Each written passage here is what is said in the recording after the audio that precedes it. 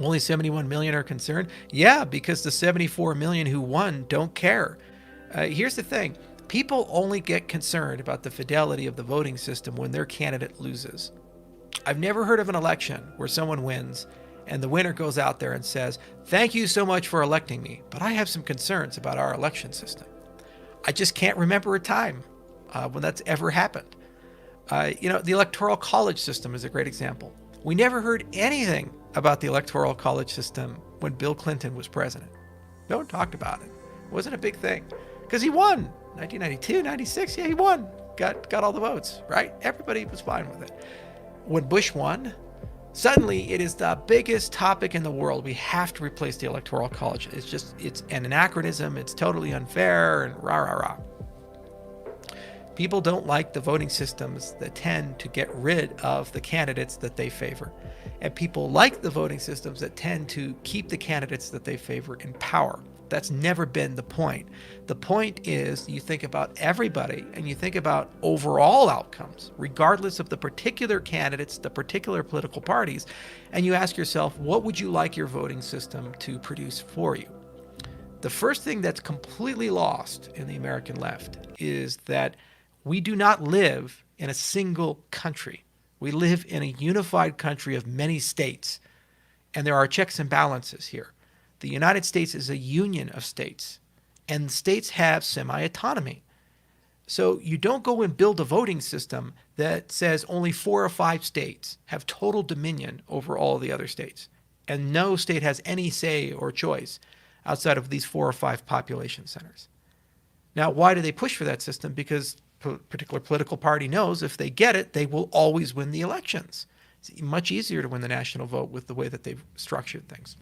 Okay?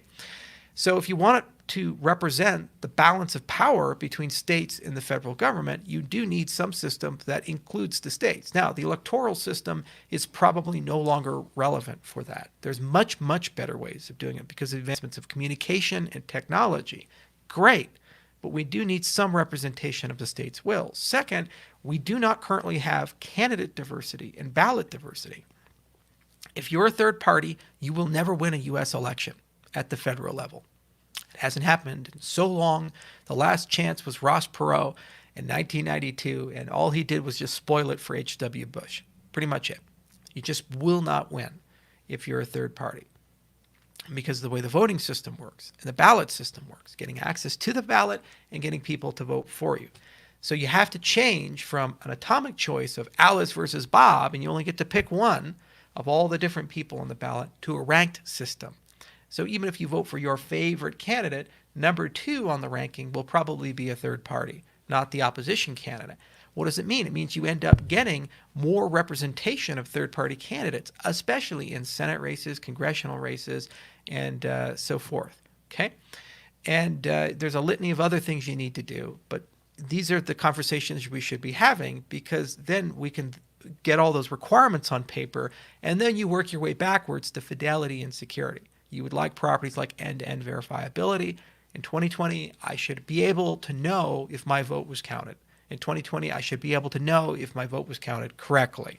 In 2020, I should be able to have a paper backup to prove that in case litigation occurs and these types of things. We should be able at any time to be able to verify that the amount of people who voted is less than or equal to the amount of people who registered. We should be at any time be able to verify that the registration database has high integrity, meaning that it has been checked for unlawful registrations and dead registrants, because people die after they register, for example. Happens all the time.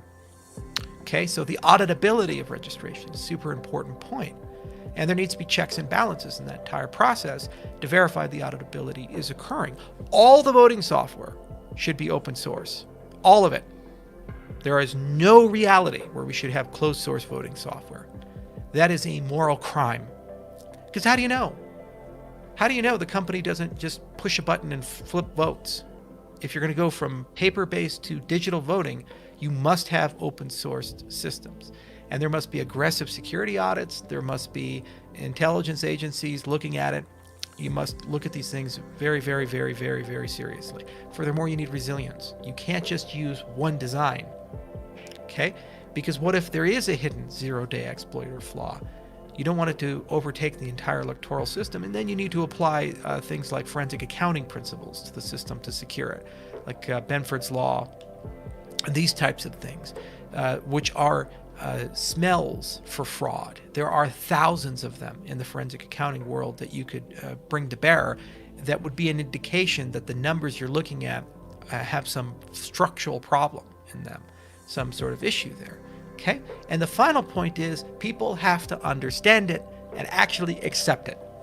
The story here for the 2020 election isn't that fraud occurred. Fraud, of course, occurred. It occurs every single election. There's no excuse, no reality where fraud didn't occur. Okay? The problem here is a belief in the credibility and outcomes of the system. Voting systems are for us to feel good about the fact that someone has power. You say, why is this person the president? Because we chose that person to be the president. If you don't believe the selection function is fair, well then guess what? You're shit out of luck. It's just that simple. Whether the system is actually secure and actually converges to good decisions and actually does the job for us or not, no, it doesn't matter. If people don't believe in the system has to be changed, just for that reason alone. Because at the end of the day, the system is about getting us comfortable with the idea that someone has power that normal people don't have. Power over life and death, power over the purse, power to tax, power to imprison, etc., etc. Okay? So yeah, you're right. More than 71 million are concerned, especially worldwide. But people are probably concerned for the wrong reason. Their candidate lost and therefore the system is broken. They should be asking a broader question of how do we build a better system for everybody?